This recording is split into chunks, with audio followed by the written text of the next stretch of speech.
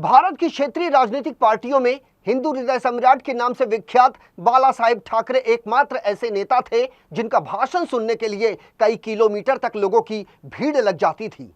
बाला साहेब ठाकरे के बाद महाराष्ट्र की राजनीति में एक ऐसे नेता की एंट्री हुई जिसने मराठी माणूस को न सिर्फ एकजुट करने में सफलता हासिल की, बल्कि उनकी पार्टी ने पहले ही चुनाव में अप्रत्याशित जीत हासिल की। यहां तक कि इस नेता में ठीक बाला साहेब ठाकरे की शैली और उनके हाव भाव देखने को मिल जाते हैं। लेकिन आज न सिर्फ उस नेता की बल्कि उनकी पार्टी के भी सितारे गर्दिश में चल रहे हैं। नमस्कार, आप देख रहे हैं डीसी न्यूज इंडिया और मैं हूं आपके साथ संजय मिश्रा। आज बात होगी महाराष्ट्र की राजनीति में फायर ब्रांड नेता कहे जाने वाले राज ठाकरे की। आज बात होगी महाराष्ट्र नवनिर्माण सेना की, जिसकी मान्यता पर ही ग्रहण सा लग गया है। जी हां, दरअसल महाराष्ट्र विधानसभा चुनाव के नतीजों के बाद राज ठाकरे की पार्टी एमएनएस को लेकर बड़ी खबर सामने आ रही है। कई मीडिया रिपोर्ट्स के अनुसार राज ठाकरे की पार्टी महाराष्ट्र नवनिर्माण सेना की मान्यता चुनाव आयोग रद्द कर सकता है। सूत्रों के मुताबिक अगर कोई भी पार्टी कम से कम एक विधानसभा सीट या चुनाव में 8% वोट शेयर हासिल करने में विफल रहती है तो पार्टी अपनी स्थिति को खोने का जोखिम उठा सकती है। गौरतलब है कि इस बार के विधानसभा चुनाव में महाराष्ट्र नवनिर्माण सेना अपना खाता तक खोलने में विफल रही। उसे 1.55% वोट शेयर मिला।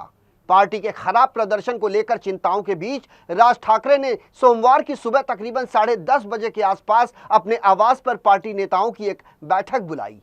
आपको बता दें कि साल 2009 के बाद पहली बार महाराष्ट्र नवनिर्माण सेना विधानसभा सीट हासिल करने में विफल रही। साल 2009 में चुनावी राजनीति में प्रवेश करने के बाद पहली बार मनसे का महाराष्ट्र विधानसभा में कोई प्रतिनिधित्व नहीं होगा।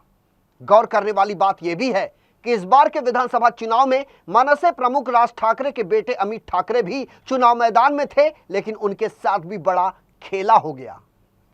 जिस राज ठाकरे ने अपने भतीजे आदित्य ठाकरे के लिए पिछली बार मुंबई के वर्ली विधानसभा चुनाव क्षेत्र में अपना उम्मीदवार तक नहीं उतारा, उसी राज ठाकरे के बेटे अमित ठाकरे को जब इस बार माहिम विधानसभा सीट से चुनाव मैदान में उतारा गया तो उस पर उद्धव ठाकरे ने कोई सहानुभूति नहीं दिखाई, जिसका नतीजा ये निकला कि अमित ठाकरे बुरी तरह से चुनाव हार गए। इसके अलावा इस बार के विधानसभा चुनाव में मनसे द्वारा मैदान में उतारे गए तकरीबन 125 उम्मीदवारों में से कोई भी उम्मीदवार भारतीय जनता पार्टी के नेतृत्व वाली महायुति के उम्मीदवारों के सामने नहीं टिक पाया। महाराष्ट्र नवनिर्माण सेना का साल 2009 से लेकर साल 2024 के बीच किस प्रकार जनाधार घटा है, इस पर यदि गौर किया जाए तो साल 2009 में हुए विधानसभा चुनाव में मनसे को जहां 5.71% वोट मिले थे तो साल 2014 में वो घटकर 3.15% पर आ गए। वहीं साल 2019 में हुए विधानसभा चुनाव में महाराष्ट्र नवनिर्माण सेना का जो वोट प्रतिशत था वो 2.25% के आसपास रहा। और इस बार साल 2024 में हुए विधानसभा चुनाव में मनसे का सबसे खराब प्रदर्शन रहा, जिसमें उनका वोट प्रतिशत रहा सिर्फ और सिर्फ 1.60%। वहीं महाराष्ट्र नवनिर्माण सेना का कोई भी उम्मीदवार चुनाव नहीं जीत पाया। जब 23 नवंबर को चुनावी नतीजे घोषित हुए तो राज ठाकरे के पैरों तले जमीन खिसक गई, चूंकि उनका कोई भी उम्मीदवार अपनी जीत तक दर्ज नहीं करा सका। यहां तक कि एक सीट जो महाराष्ट्र के ठाणे जिले में मनसे के पास राजू पाटिल के रूप में थी वो भी इस बार चली गई। राज ठाकरे ने चुनाव परिणामों को अविश्वसनीय बताया। मनसे ने साल 2009 में भूमिपुत्रों की भावना से प्रेरित होकर पहली बार चुनाव लड़ा था, जिसमें 13 सीटें जीती थी। हालांकि 2014 और 2019 के विधानसभा चुनाव में पार्टी ने एक विधायक जीता और अब की बार राज ठाकरे की पार्टी एक भी सीट नहीं जीत पाई।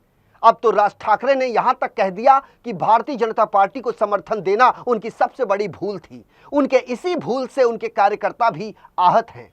इसके अलावा मुंबईकरों में चर्चा इस बात को लेकर भी हो रही है कि अपने बेटे अमित ठाकरे की हार के भी जिम्मेदार स्वयं राज ठाकरे हैं, क्योंकि माहिम विधानसभा सीट से चुनाव लड़ रहे शिंदे गुट के शिवसेना उम्मीदवार सदा सरवड़कर जब अपने मुखिया एकनाथ शिंदे के आदेश पर राज्य से मिलने उनके आवास पर पहुंचे तो राज ठाकरे ने उनसे मिलने से इनकार कर दिया।